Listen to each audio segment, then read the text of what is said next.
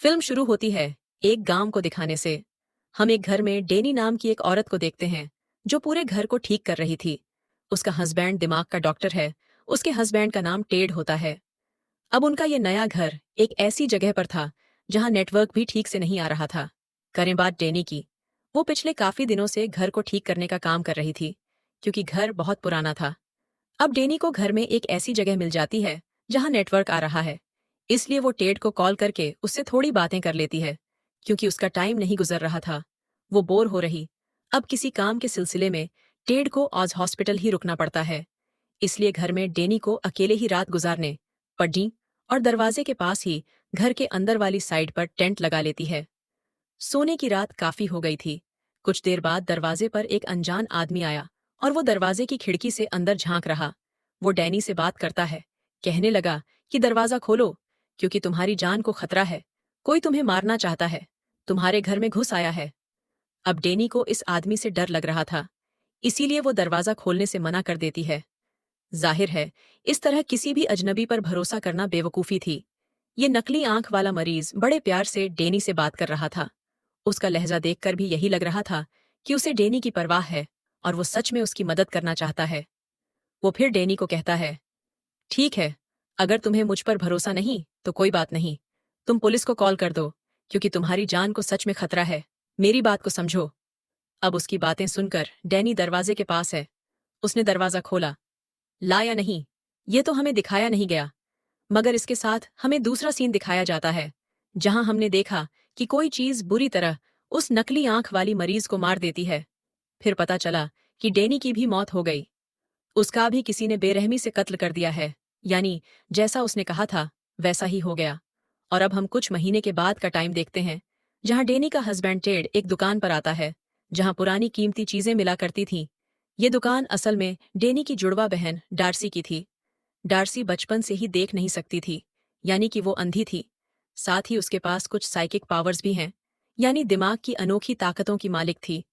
वो जैसे बहुत अजीबोगरीब चीजें महसूस कर सकती थी और देख सकती थी जिनमें भूत आत्माएं जादू टोना भी हो सकते हैं। डार्सी को अपनी बहन डेनी की मौत का बहुत दुख था। अब टेड अक्सर उससे मिलने आया करता था, मगर उसे डार्सी की उल्टी सीधी बातों पर यकीन नहीं था।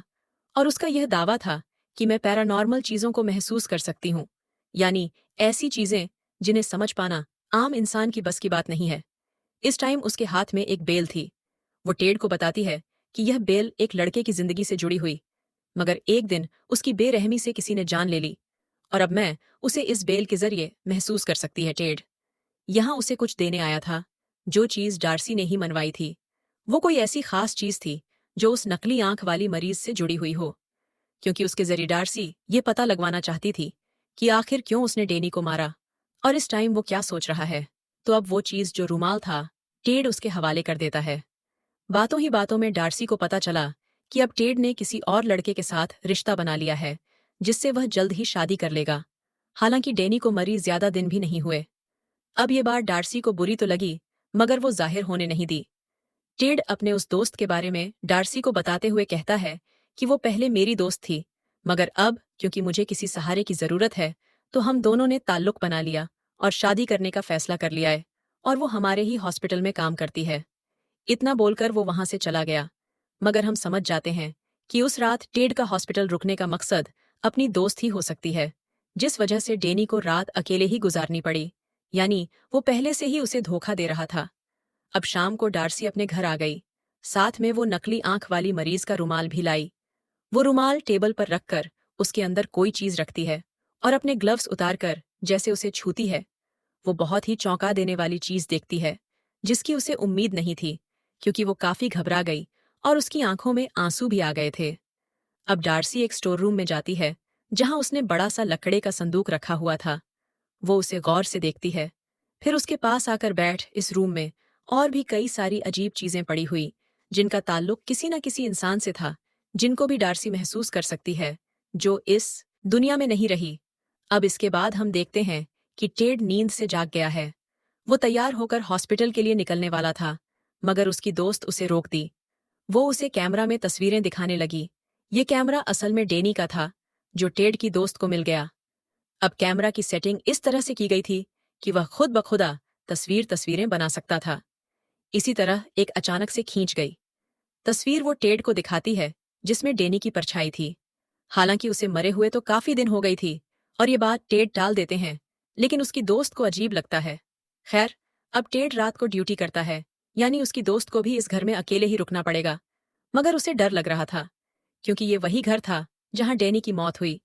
डड उसे कहता है, बस कुछ दिन की बात है, फिर मेरी ड्यूटी का टाइम बदल जाएगा, तुम्हें तब तक मैनेज करना पड़ेगा। इस पर उसकी दोस्त कहती है कि नहीं, जब तक तुम्हारी रात की ड्यूटी है मैं अपने ही घर में रह लेती हूँ, जब तुम्हारी ड्यूटी बदल जाएगी मैं वापस आ जाऊंगी। तब टेड उसकी बात मान जाता है। उसके दोस्त को आज ही निकलना था, और इससे पहले कि टेड अपने काम पर जाता, वो बताती है कि कल रात डार्सी ने अजीब सा तोहफा भेजा है, और यह वही लकड़ी का संदूक था। इसे देखकर दोनों को ही काफी हैरत हुई। इससे भी ज्यादा हैरान वो तब रह गई जब इन्हें पता चलता है कि डार्सी बाहर ही खड़ी हुई है, इसलिए दोनों उसे घर के अंदर ले आते हैं। अब उसे किसी ने आने की दावत भी नहीं दी थी, वो खुद ही आ गई थी। वो यहाँ 2 दिन के लिए रहने आई थी, और इस बात में टेड की दोस्त को कोई दिलचस्पी नहीं थी, लेकिन टेड उसे मना नहीं कर पाता। अब ना तो यहाँ टेड होगा और ना ही उसकी दोस्त, लेकिन फिर भी डार्सी रुकना चाहती थी। अब डार्सी उन्हें लकड़ी की संदूक वाला तोहफा दिखाती है, जो सच में अजीब था, क्योंकि अंदर लकड़ी का ही बना बड़ा सा पुतला था। उसे देख टेड की दोस्त को बहुत बुरा लगा। तब टेड उसे समझाता है कि जब डार्सी चली जाएगी तो मैं इस पुतले को हटा दूंगा। जब तक वो यहाँ है, प्लीज मेरी खातिर उसे बर्दाश्त कर लो। अब डर तो नहीं निकल गया। फिर कुछ देर बाद उसकी दोस्त भी निकलने वाली थी, लेकिन उसकी चाबियां कहीं गुम हो गई थीं। टेड की दोस्त चाबियां ढूंढने की बहुत कोशिश करती है, लेकिन वो उसे कहीं भी नहीं मिलती। डार्सी वहां पर बड़ी आराम से बैठी हुई थी।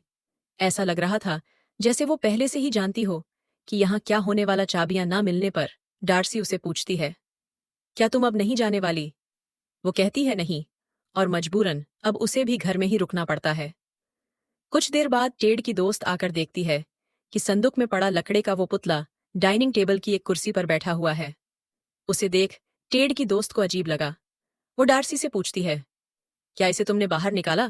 तो वो बड़ा ही अजीब जवाब देती है कि नहीं तो फिर ये कैसे बाहर आया? अब इस बात को उसने सोचा भी, लेकिन फिर नजरअंदाज करके वो डार्सी के लिए खाना लाती है, और इनके बीच कुछ बातें होती हैं। टेड की दोस्त उससे उसके काम के बारे में पूछती है। जब उसने बताया तो दिल ही दिल में वो डार्सी पर हंसती है। उसका मानना था कि डर्सी किसी चुड़ैल की तरह भूत आत्माओं जादू टोने पर यकीन रखती है। डर्सी उससे पूछती है, अच्छा तुम इसमें कैसा लगता है? टेड की दोस्त ने जवाब दिया कि खास अच्छा नहीं, लग जैसा आपकी बहन के साथ हुआ, उससे तो मैं ज्यादा सहम गई।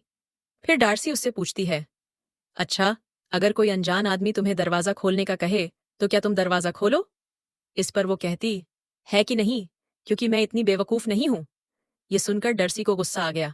वो कहती है, मेरी बहन भी बेवकूफ नहीं थी और उसने भी दरवाजा नहीं खोला, यानी वो नकली आंख वाला मरीज नहीं, बल्कि कोई और ही है जिसने उसे मारा। ये सुन टेड की दोस्त कहती है कि अगर उस जैसे पागल इंसान ने उसे नहीं मारा तो किसने मारा होगा? डर्सी कहती है, एक मेल नर्स जो टेड का दोस्त है, और वह उसी हॉस्पिटल में काम करता है जहां टेड डॉक्टर है, और वो नकली आंख वाला आदमी मरीज। ये सुन टेड की तो उसको काफी अजीब लगता है। मगर अब हम उस रात का सीन देखते हैं जहां वो आदमी डेनी के दरवाजे पर आया था। यहां हमें पता चलता है कि सच में डेनी ने दरवाजा नहीं खोला था, और नकली आंख वाला आदमी भी सच में उसकी मदद के लिए ही आया था, क्योंकि उस टाइम कोई घर में घुस आया था, जैसा उसने कहा भी था। वो दरअसल एक मास्क पहना आदमी जिसने डैनी को बेरहमी से मार दिया था। कुछ देर बाद टेड की दोस्त उसे कॉल करके बताती है कि यह डार्सी बहुत ही अजीब है, उल्टी सीधी बातें करती हैं। उसका दावा है कि डेनी को नकली आंख वाले आदमी ने नहीं, बल्कि तुम्हारे हॉस्पिटल में काम कर रहे नर्स ने मारा है। ये तुम्हारा साथी है, और मुझे उसके साथ बिल्कुल अच्छा महसूस नहीं हो रहा। मैं अपने घर भी नहीं जा पाई, गाड़ी की चाबियां गुम हो गई है, और मुझे तो लगता है कि इसने ही चाबियां इधर उधर की हैं। टेड उसे शांत करता है और कहता है कि कमरे का दरवाजा बंद करके सो जाओ। वो अपने रूम में गई तो थी, लेकिन उसे नींद नहीं आती। नीचे आकर उसने देखा कि डार्सी सोफे पर ही बैठी बैठी सो गई है, और अब वो चुपके से लकड़ी की मूर्ति के पास उसे चेक करने जाती है, ताकि देख सके कि आखिर इसमें क्या राज छुपा है। पुतले के सर में 5 सुराख थे। टेड की दोस्त ने जब चेक किया तो एक में से डेनी और डार्सी की तस्वीर निकली। एक में था दांत, और एक में छोटी सी खून की बोतल निकलती है, पर इसी बीच डार्सी की आंख खुल गई और वो गुस्से में कहती है कि सारी चीजें वापस रख दो। टेड की दोस्त वो चीजें वापस पुतले के सर में रख देती हैं और उसके जाने के बाद अब डार्सी पूरी रात पुतले के सामने ही गुजारती है। लेकिन टेड की दोस्त को डर लग रहा था अब टाइम गुजारने के लिए। वह डेनी के कैमरा में उसकी रिकॉर्ड की हुई वीडियो देखने लगती है, जहां डेनी के पीछे उसे एक डरावना चेहरा नजर आया, जिसे देख वो इतना डर गई कि उसके हाथ से कैमरा छूटकर नीचे गिर जाता है। तभी उसने देखा कि रूम के एक कोने में डेनी का भूत है जो उसे डरा देता है। इसी बीच उसे अपनी चाबियां भी मिल जाती हैं और वो गाड़ी लेकर यहां से निकल गई। अब हम हॉस्पिटल का सीन देखते हैं, जहां सच में टेड और डेनी के कातिल यानी उस नर्स के बीच दोस्ती थी। दोनों आपस में बात कर रही हो। अब घर आने के बाद टेड देखता है कि उसकी दोस्त यहां पर नहीं है और टेबल पर डार्सी उदास बैठी हुई है। जब टेड ने अपने दोस्त के बारे में पूछा तो वह जवाब देती है कि वो तो भाग गई है। मैं चाहती थी कि वो तुम्हारा असली चेहरा देखे कि तुम कितने घटिया इंसान हो, लेकिन मेरी बहन के भूत ने उसे डराया और वो चलती बनी। मैं सच जानती हूँ कि तुम ही वो इंसान हो जिसने मेरी बहन को मरवाया है, क्योंकि तुम्हें अपनी दोस्त से प्यार हो गया था। तुम तो सिर्फ मेरी बहन की दौलत हत्याना चाहते थे जो उस बेचारी ने पहले ही तुम्हारे नाम कर दी थी। मैं तो यह समझती रही कि किसी पागल इंसान ने उसे मारा है और मैंने उस नकली आंख वाली मरीज से बदला भी ले लिया, मगर वह तो सच में मेरी बहन की मदद ही करना चाहता था और उसके असल हत्यारे तो तुम हो। और हाँ, मैं जानती हूँ कि अब तुम किसी को तो यहाँ भेजोगे ताकि वो मुझे मार सके, लेकिन बेहतर ये होगा कि तुम उस कातिल को ही भेजो, यानी कि नर्स को। सारी बातें सुनकर टेड कहता है, आखिर तुम ऐसा सोच भी कैसे सकती हो और ये सारी चीजें तुम्हारे दिमाग में आए कैसे? अगर तुम्हें मुझ पर ही शक है तो चलो उस डिटेक्टिव के पास चलते हैं जो डेनी के केस पर काम कर रहा। लेकिन डार्सी को फिर भी उस पर यकीन नहीं होता। टेड कहता है, अच्छा ठीक है, ये लो, मैं अपना फोन इधर ही रख रहा हूँ और डिटेक्टिव के पास जा रहा हूँ। मैं उसे कहूंगा कि वो तुम्हें फोन करके बता दे, जो भी कॉल आई तुम उसे उठा लेना। इतना बोलकर वो चला जाता है और अब हम पास्ट का वो सीन देखते हैं जहां टेड अपने उसी साथी कातिल नर्स के पास बैठा था, ने को मारने का प्लान बना रहा था। जी हाँ, डार्सी बिल्कुल सही थी। उसे अपने दोस्त से प्यार हो गया था और डेनी की प्रॉपर्टी वो हासिल करना चाहता था। उसे बस पैसों से मतलब था। वो डेनी से प्यार व्यार नहीं करता था और उसके कहने पर ही नर्स ने डेनी को मारा, क्योंकि असली साइको तो वो था जिसे लोगों को मारने में मजा आता था। पर सवाल ये उठता है कि इस सब में नकली आंख वाली आदमी का क्या है? तो असल बात यह है कि भले ही वो दिमागी तौर पर ठीक नहीं था, लेकिन दिल से वो भला इंसान ही था, कोई कातिल नहीं था। उसने टेड और नर्स की बातें सुन ली थी, इसलिए उस रात वो डेनी को बचाने के मकसद से गया। लेकिन डेनी ने उसकी बात का यकीन नहीं किया और वो मारी गई। और क्योंकि शक उस आदमी पर था, इसलिए उसे डार्सी ने मार डाला। जबी टोस ने कहा था कि मैंने उस आदमी से बदला लिया। इसके बाद हम देखते हैं कि टेड डार्सी को भी मारने का प्लान बना चुका है।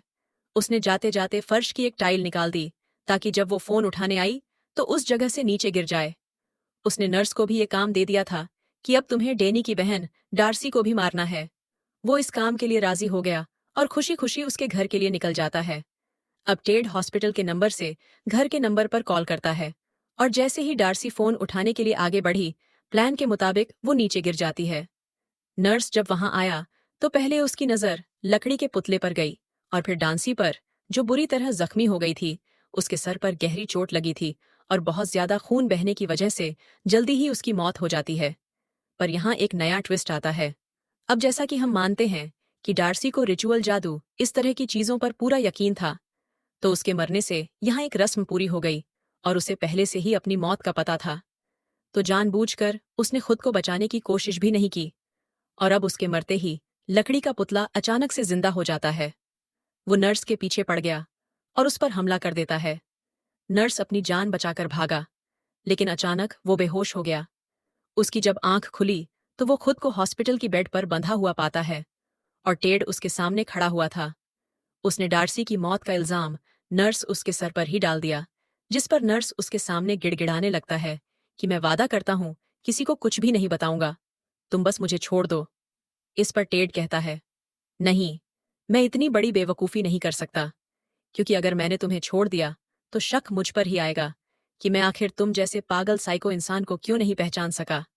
लेकिन अगर मैं तुम्हें ना छोड़ूं तो ऐसे तो मैं बच जाऊंगा, क्योंकि भला कौन ही तुम्हारी बात का यकीन करेगा कि एक लकड़े के पुतले में जान आ गई और उसने तुम पर हमला किया, तो इससे हमें पता चला कि टेड एक बहुत ही मतलबी और धोखेबाज इंसान है, जो बहुत ही चालाकी से लोगों का इस्तेमाल किया करता था और उसने तकरीबन सभी का इस्तेमाल किया, यहाँ तक कि अपनी बीवी कभी अब डार्सी नर्स को मार भी सकती थी, लेकिन वो इतनी आसानी से उसे बख्शने वाली नहीं, बल्कि वो उसे तड़पाना चाहती थी, जैसे उसने डैनी को मारा और कई लोगों पर जुल्म करके उन्हें तकलीफ थी। साथ ही जब वो नर्स था, तो उसने बहुत लोगों के साथ ज्यादतियां भी कीं। अब एक मरीज नर्स से अपना बदला लेने आया और वो उसकी उंगली को काट लेता है, जिससे वो बुरी तरह तड़पने लगा। इसके बाद हम देखते हैं कि टेड, जो काफी परेशान लग रहा था, अपने घर आया। वो उसी बेल को देखता है जिसके बारे में डार्सी ने कहानी सुनाई। वो बेल को बजाकर उस लड़के की आत्मा को बुलाने की कोशिश करता है जिसके साथ ये बैल जुड़ी हुई थी, मगर अजीब कुछ भी नहीं हुआ। इससे टेड को लगता है कि शायद सुपरनेचुरल जैसी कोई चीज होती नहीं है और डार्सी बस फ्रॉड करती। साथ ही हमें पता चला कि टेड की दोस्त ने भी उसे छोड़ दिया, यानी इस तरह डार्सी का अपनी बहन की तरफ से बदलाव पूरा हो गया, क्योंकि टेड की पूरी जिंदगी बर्बाद हो चुकी थी। और तभी हम बहुत चौंका देने वाला सीन देखते हैं। जिस लड़के की बैल थी, तभी उसकी आत्मा टेड के साथ आकर खड़ी हो जाती है, जिसका मतलब कि अब टेड भी बचने वाला नहीं है। और इसी के साथ इस फिल्म की कहानी भी यहीं पर खत्म हो जाती है।